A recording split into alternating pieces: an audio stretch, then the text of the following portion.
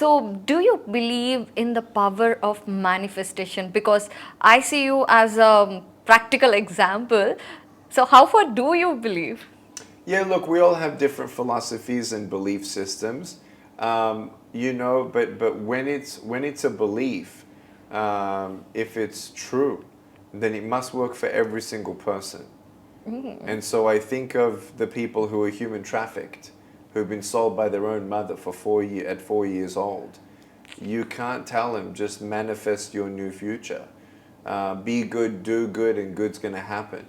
I think bad happens to us all. Yes. Now, I'll tell you this, that if you don't muster up any motivation or inspiration, then where you are in our circumstance and not believing beyond what you see and feel actually will limit you. And I've actually seen now rescued human trafficked teenagers who actually find an escape and they find a job and they save up money to go and rescue another human trafficked victim.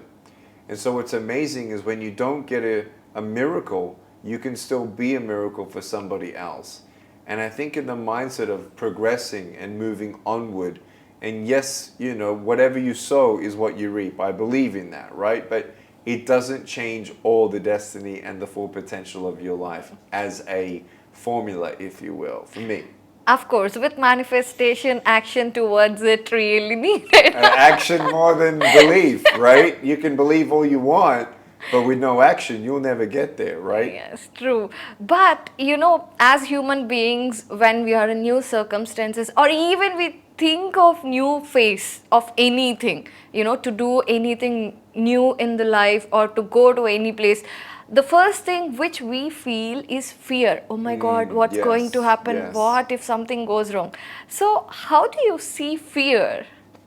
For me, I love the acronym. I don't know if you've ever heard of this one before, but there's, first of all, two categories of fear.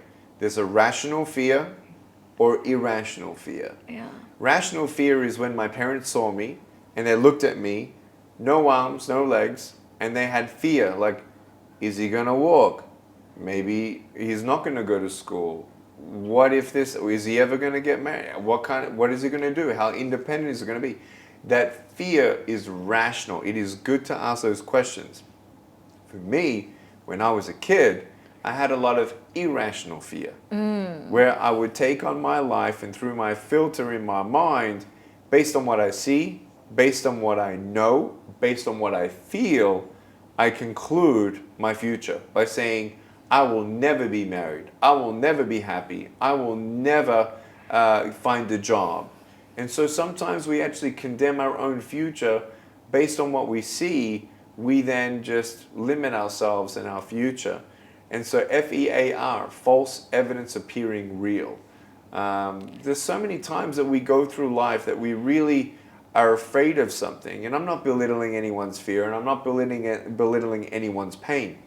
But what we must understand is do not be crippled Right. with fear to hold you back from trying, from failing.